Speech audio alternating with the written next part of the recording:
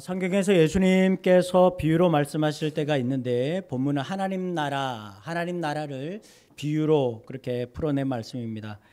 비유라고 하면 비유를 뜻하는 그리스어는 파라볼레라는 말입니다. 파라볼레, 옆에 놓다, 바로 옆에 놓다 이런 뜻입니다. 하나의 비교 대상을 들어서 본질을 설명하는 것이지요. 가령 여기 나무 십자가가 있습니다. 나무이지만 우리는 사실 이 십자가가 나무 이상의 의미를 가지고 있습니다. 어떤 사람은 액세서리에 불과하겠지만 우리에게는 눈물, 사명, 각자의 고백이 이 십자가에 다 담겨져 있는 것처럼 말입니다. 본문은 하나님 나라를 말씀하기 위해서 예수님께서 겨자씨라는 비유를 들어서 설명합니다. 겨자씨 보신 적이 있습니까? 네, 요 겨자씨입니다. 비유를 들어서 설명을 합니다. 나중에 한번 와서 보시고요. 못 보신 분들 보시고요. 좁쌀보다 조금 작습니다. 좁쌀보다 조금 작은데요. 요거 지금 심으면 납니다. 요거 심었을 때 이거 같이 받아가지고 어떤 분이 이제 심었는데요. 심었는데 한 일주일, 2주 됐나요? 됐는데 키가 요만큼 자라더라고요. 1, 2주 사이에. 예, 그러니까 이제 이게 3m 이상 자란다는 게 좀 그럴듯하다라는 생각이 듭니다. 겨자씨는 작은 씨앗이지요. 작은 씨앗이지만 나무가 되면 공중의 새들이 와서 깃들일 정도로 아주 커지는 나무입니다. 공중의 새들이 깃들이는 나무라는 것은 다니엘서에도 보면 다니엘서 4장의 느부갓네살의 꿈에도 등장합니다. 땅 한가운데 크고 높은 그런 나무가 있는데 어느 정도 컸냐? 다니엘서 4장에서 말하기를 하늘에 닿을 정도라고 그렇게 표현하고 있습니다. 잎은 무성했고 열매는 풍성했습니다. 그래서 들짐승들이 나무에 와서 쉬고 가지에는 새들이 와서 깃들였다 그렇게 말하죠. 이 꿈은 느부갓네살이 꾸었던 이 꿈은 대제국을 건설한 느부갓네살의 업적을 말하는 것 같았지만 사실은 오만에 빠진 바벨론 제국의 해체와 멸망을 예언한 말씀과 같은 것이었습니다. 예수님께서 하나님 나라를 선포하실 때 하나님 나라 선포하실 때 지중해 패권은 로마 제국이 지고 있었습니다. 다니엘 시대는 바벨론이라고 한다면 예수님 당시에는 로마 제국이었습니다. 이스라엘도 로마 제국의 지배를 당하고 있었는데 로마는 홀로 우뚝 솟은 나무처럼 약소국은 안중에도 없었습니다. 함부로 하면 된다. 내가 지배하고 있으니까 우리나라가 지배하고 있으니까 저 작은 나라 우리 마음대로 해도 된다. 폭력과 착취로 거짓 평화, 우리가 잘 아는 팍스 로마나를 선포하며 지중해의 주인 행세를 했었습니다. 주님은 그런 로마 제국에 대비되는 하나님 나라를 이 겨자씨를 들어서 비유로 설명하셨습니다. 그 나라는 홀로 우뚝 솟은 사람처럼 타인을 마음대로 짓밟고 지배하는 나라가 아닙니다. 하나님 나라, 겨자씨처럼 정말 작고 보잘것없어도 자신에게 주어진 몫을 살아내고 그리고 함께 비바람을 겪어내며 너른 품이 되어주는 그런 나라입니다. 2000년이 지난 오늘도 힘과 돈이 지배하는 것은 이 세상 다르지 않습니다. 그래서 현대인들은 크리스천이나 넌크리스천이나 구분 없이 다른 사람들에게 뒤처지지 않기 위해서 안간힘을 쓰고 있습니다. 스펙을 쌓고 맛집을 가고 유행하는 옷을 사고 여행을 다니며 SNS에 올립니다. 이런 다른 사람들의 모습을 보면서 직장인들은 나만 찌질이 궁상으로 살아가고 있구나. 다른 사람은 저렇게 잘 사는데.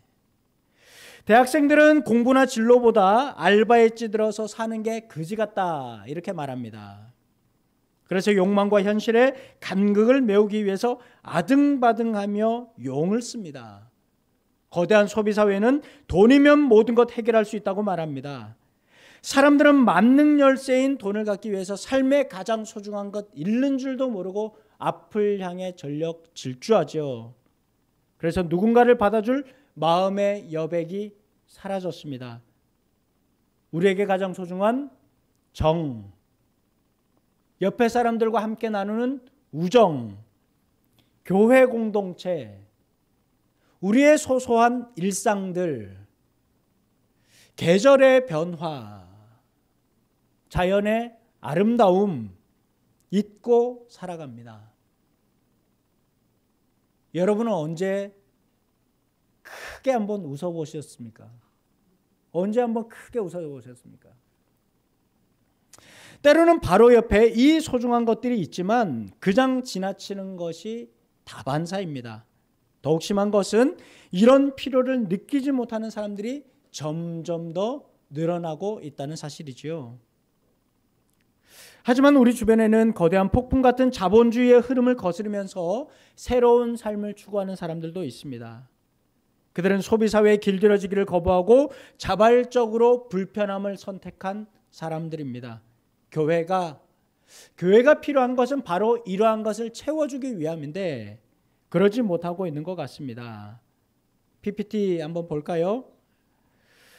서울 도봉구에 안골마을이라고 하는 곳이 있는데 이곳에 은혜 공동체가 있습니다.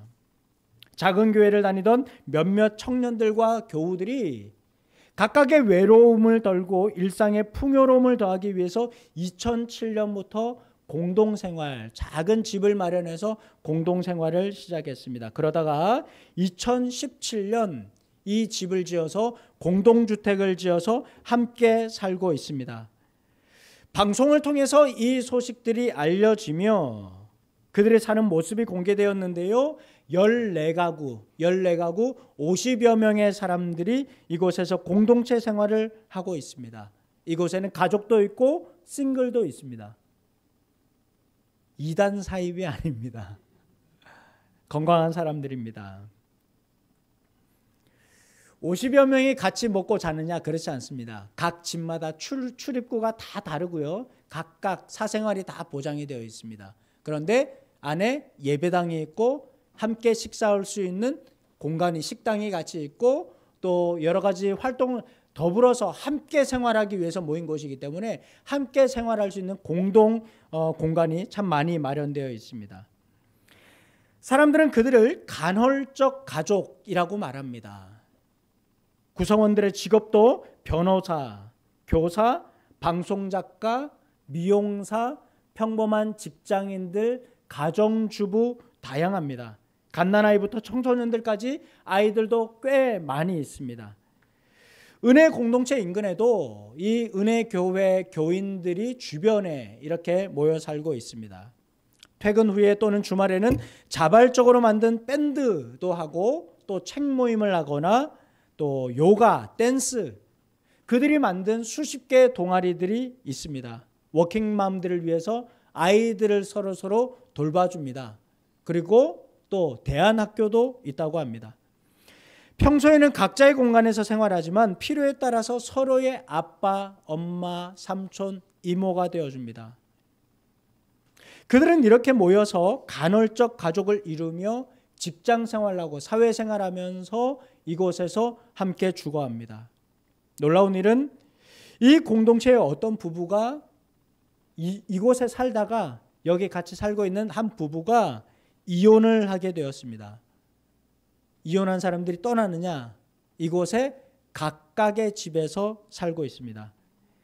자녀의 말에 의하면 부모의 이혼이 참 충격적이었었고 큰 상처였지만 여전히 공동체에서 아빠를 만날 수 있고 엄마를 만날 수 있어서 좋다. 특별히 그 가장 힘든 시간에 삼촌 이모들 덕분에 그 힘든 시간을 극복할 수 있었다. 이렇게 고백하는 것을 보았습니다. 유튜브에 은혜 공동체 검색하면 아마 나올 겁니다. 여러분 나중에 한번 꼭 보십시오. 2024년 교회는 어떤 모습이어야 할까? 저의 오래되고 깊은 고민 중에 하나입니다. 초읍은 이 초읍이라고 하는 지역은 우리 교회가 어떤 교회가 되기를 원할까? 그리고 우리 교회 교인들은 어떤 교회를 꿈꾸고 있을까? 이런 것이지요. 제가 얼마 전에 세미나 다녀왔었는데요. 그곳에서 여러 목사님 만났습니다. 도시에서도 마을 공동체를 이루는 분들이 꽤 계셨습니다. 방금 말씀드린 은혜 공동체도 공동생활을 준비하면서 책도 읽고 치열하게 토론하면서 10년 동안 이 공동체를 준비했었다고 합니다. 일주일에 한 번 만나는 교회도 사실 바람잘 날이 없는데 함께 생활하는 이 사람들 오죽하겠습니까? 그래서 공동체는 꿈이 아니라 현실이죠. 비록 자본주의 소비 사회를 넘어서고자 모인 사람들이지만 저마다의 개성, 성향, 니즈가 있기 때문에 충돌이 생길 수밖에 없습니다. 개인주의가 만연한 시대에 하나님 나라라는 새로운 삶을 꿈꾸고 추구하는 것은 결코 쉽지 않습니다. 더 깊이 관계를 맺고 더 많이 책임을 지고 더 열정적으로 헌신해야지 우리 안에 하나님 나라 만들어질 수 있습니다. 우리는 일주일에 한 번 만나서 하나님 예배에 감동이 있고 정감 있는 우리 교회 공동체가 되게 하소서 기도하지만 여러분 그러기 위해서는 우선 다른 사람과 더불어 생활하는 공동체의 생존 방식을 우리가 받아들여야 합니다. 나도 다른 사람들의 도움이 필요하다는 사실, 내 마음속에 누군가를 받아들여야 한다는 사실 인정하는 것이지요. 겨자씨의 천국은 바로 이런 마음이 모여서 시작될 수 있습니다. 저는 오늘 설교 제목을 포리스터 카터의 책 내 영혼의 따뜻한 날에서 따왔습니다. 이 책에 보면 이런 말이 있습니다. 우리 같이 제가 읽을게요. 자, 앞에 스크린 한번 보십시오. 영혼의 마음은 근육과 비슷해서 쓰면 쓸수록 더 커지고 강해진다. 마음을 더 크고 튼튼하게 가꿀 수 있는 비결은 상대를 이해하는데 마음을 쓰는 것이다. 욕심 부리는 걸 그만두면 상대를 이해할 수 있다. 더 많이 이해하려고 노력하면 영혼의 마음도 더 커진다. 자기 중심의 높은 장벽을 허물고 다른 사람을 용납하여 허물 없이 어울리는 것. 지금 내 곁에 있는 사람들 얼마나 소중한 사람들인지, 얼마나 아름다운 존재인지 느끼며 사는 것. 주님은 그것이야말로 하나님 나라의 삶의 방식이라고 말씀하십니다. 그런가 하면 우리 주님은 21절에서 두 번째 비유를 말씀하십니다. 21절 성경 보면서, 여러분 성경 보면서 같이 한번 읽어보겠습니다. 시작. 마치 여자가 가루 서말 속에 갖다 넣어 전부 부풀게 한 누룩과 같으니라. 누룩은 반죽을 빵으로 부풀리는 발효제라는 거 여러분 잘 아실 겁니다. 그런데 성경에서는 누룩을 다른 뜻으로 이렇게 많이 말씀해 놓았습니다. 도덕적 타락, 거짓과 위선, 이런 메타포로 누룩을 사용했습니다. 가령 이스라엘이 출애굽할 때 누룩을 넣지 않는 빵을 먹었었지요. 그때 사용되었던 누룩, 그때 말씀하시는 누룩, 왜 누룩을 넣지 말라 이렇게 말씀하셨냐면 그때 상징하는 누룩은 바로 옛 삶이었기 때문이다. 지나간 삶을 말씀하는 것이었기 때문입니다. 예수께서 바리새파 사람과 헤롯의 누룩을 조심하라 말씀하신 적이 있는데요. 이 바리새파 사람, 헤롯, 누룩에 비유하신 것은 그들에게서 악한 것이 오염되기 때문입니다. 또 바울도 누룩의 부정함을 경계한 적이 있습니다. 유대인에게 누룩, 이렇게 부정한 이미지를 가지고 있는데 하필이면 예수님께서 누룩을 하나님 나라의 비유로 사용하셨습니다. 나아가 예수님의 말씀이 더 파격적으로 느껴질 수밖에 없었던 것은 누룩을 주로 사용하는 사람들이 누구겠습니까? 누가 이 누룩을 많이 사용하겠습니까? 여성들입니다. 여성들이 조리할 때 이 누룩을 많이 사용하죠. 예수께서 하나님 나라를 설명하면서 여성들을 주도적인 인물로 내세웠다라는 사실입니다. 이번 주에 참 축하하고 또 기뻐할 일이 있습니다. 소설가 한강 씨가 노벨상을 수상했습니다. 여러분 잘 아시는 것처럼 한강 씨는 박근혜 정부 때 문학의 블랙리스트로 낙인 찍힌 사람입니다. 봉준호 감독 마찬가지죠. 세계가 인정하는 사람들입니다. 특별히 한강 씨는 아시아 여성 최초로 부커상을 받았고 또 노벨상까지 거머쥐게 되었습니다. 그러나 당시의 역사를 주도했던 것은 예수님 당시의 역사를 주도했던 것은 바로 남성들이었었죠. 여성들의 역할 제한적이었습니다. 부정적이었습니다. 인정하지 않았습니다. 그래서 수혜도 포함시키지 않지 않았습니까? 주님은 그런 역사의 그늘 속에서 묵묵히 일해온 사람들, 이 여성들을 하나님 나라의 대표적인 인물로 내세웠다라는 사실이죠. 아마 예수님께서는 의도적으로 이렇게 하신 것 아닌가 생각합니다. 지난 수요일에도 말씀드린 것처럼 하나님 나라는 세상에서 인정받지 못한 사람들의 나라입니다. 사회 밖으로 밀려난 사람들입니다. 소수의 사람들이 하나님 나라가 복음으로 들려섰습니다. 그러나 기득권에게 하나님 나라 참 불편합니다. 더 낮아지라. 이미 내가 가진 것으로 하나님 나라를 누리고 있는데, 지금 내게 있는 것으로 천국을 누리며 살고 있는데 하나님 나라 낮아지라고 말합니다. 섬기라고 말합니다. 베풀라고 말합니다. 얼마나 거북하고 불편했겠습니까? 이 비유에서 또 하나 의아한 것은 바로 가루 서말에다가 누룩을 넣었다는 사실입니다. 가루 서말을 한 가족이 먹을 수 있는 양이 아닙니다. 많은 사람들이 함께 먹어야 가능한 겁니다. 창세기 18장에 보면 아브라함이 낯선 사람들 집으로 들여서 접대하는 일이 있습니다. 그때 밀가루 서말 가지고 사라에게 주면서 빵을 만들어 달라 이렇게 얘기합니다. 함께, 모든 사람들과 함께 잔치하겠다 이런 말이죠. 요한복음에도 예수님께서 행하신 첫 번째 표적을 보면 혼인잔치에서 물을 포도주로 만들어서 그곳에 있는 모든 사람들 함께 나누어 먹었었습니다. 여러분 잘 아시는 것처럼 벳세다 광야에서 예수님께서 작은 떡과 물고기로 수천 명이 하나님 나라의 잔치를 벌였었습니다. 하나님 나라 이런 것입니다. 하나님 나라는 함께 사는 것입니다. 하나님 나라는 함께 먹는 곳입니다. 그래서 혹자는 예수님의 복음 운동을 밥상 공동체다 이렇게 말하기도 했습니다.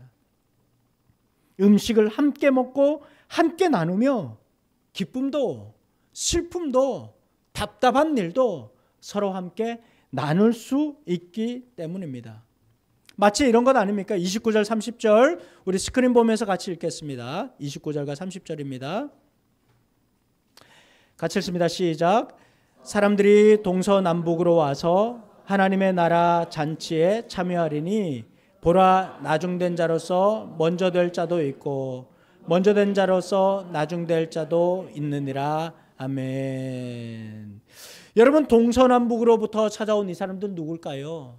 누가 동서남북으로부터 찾아온 사람들일까요? 바로 겨자씨와 같은 사람들입니다. 작고 보잘것없는 사람들입니다. 그러고 보니까 그런 사람들이 예수님 주변에 있었습니다. 하나님 나라 겨자씨의 잔치입니다. 바로 우리 같은 사람들입니다. 이번 주에 우리 권사님 한 분이 허리를 다치셨습니다. 걷지도 못하고 뚜벅뚜벅 걸어가십니다. 그런데 그 바로 뒤에 또 한 분이 절뚝하면서 걸어갑니다. 바로 그 뒤에 지팡이를 짚고 걸어가시는 분이 계셨습니다. 새벽기도 때 이렇게 나가시는 뒷모습을 보면서 마음이 참 짠하기도 하면서 또 그런 분들이 다 또 새벽기도를 그렇게 오세요. 웃기기도 하면서 문득 든 생각이 이것이 하나님 나라구나.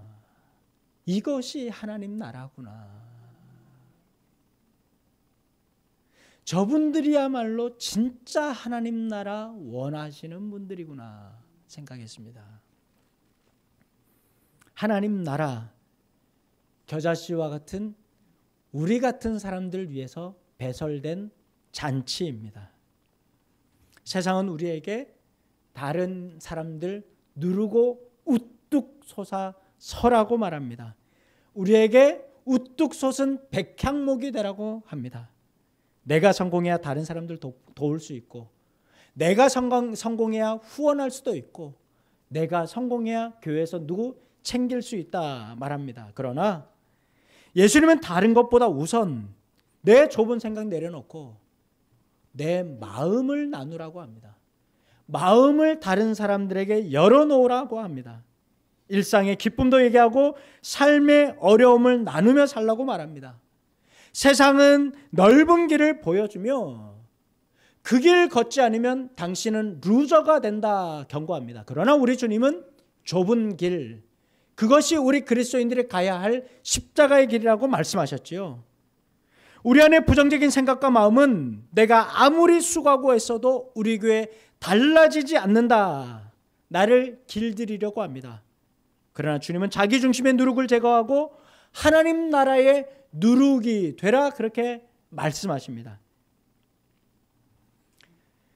담임 목사가 새로 왔고 연말도 다가오니까 이제 구역장 그만하려고, 교사 그만하겠다, 내년부터는 성가대에서 좀 빠지겠다, 주방봉사 교회에서 이런저런 거 좀 뒤로 물러서겠다 하시는 분들이 있는 것 같습니다. 나보다 잘하는 사람 있지 않냐? 나보다 잘하는 사람 좀 데리고 와서 그 말씀하시면 좋을 것 같아요. 내년부터 이 사람이 합니다. 이렇게 말씀해 주시면 좋을 것 같습니다. 새로운 사람, 젊은 사람들이 해야 된다고 말합니다. 우리 교회 새로운 사람이 누가 있습니까? 우리 교회 젊은 사람들이 몇 명이나 있습니까?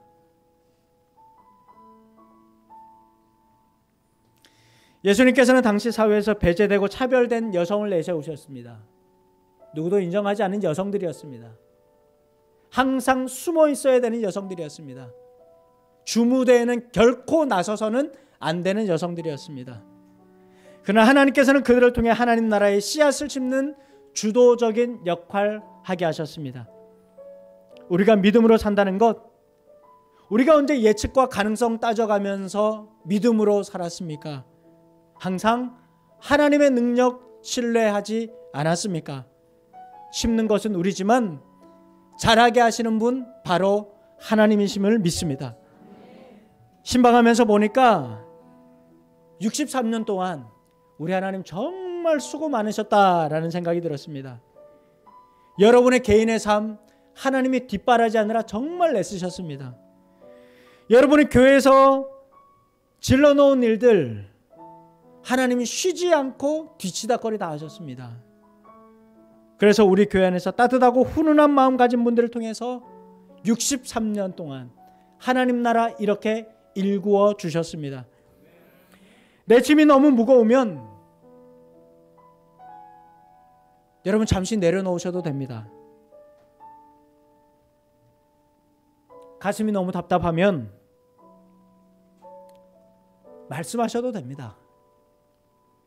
혼자 감당하기 힘들면 내 짐 좀 같이 져달라. 옆에 계신 분들께 부탁하셔도 됩니다. 사랑하는 여러분, 함께 걸어갑시다. 여러분, 이 길 우리 함께 갑시다. 그게 하나님 나라입니다. 그래서 먼 훗날 목사님, 내 영혼이 따뜻했던 날은 바로 그때였습니다. 그때 내 영혼이 가장 따뜻했습니다. 고백하신다면 참 좋겠습니다. 이것저것 피하고 가려야 할 무더운 날이 지나고 남녀노소 누구든 어디서든 쉬었다 갈 수 있는 선선한 가을이 왔습니다. 우리 교회와 여러분의 삶이 지치고 피곤한 영혼을 넓은 그늘 아래로 품을 수 있는 하나님의 나라가 되길 우리 주님의 이름으로 축원합니다. 이 시간 함께 찬양하며 나아가겠습니다. 하나님의 사랑을 사모하는 자, 하나님의 평안을 바라보는 자, 너의 모든 것 창조하신 우리 주님이 너를 얼마나 사랑하시는지, 하나님께 찬양과 경배하는 자, 하나님의 선하심을 닮아가는 자, 너의 모든 것 창조하신 우리 주님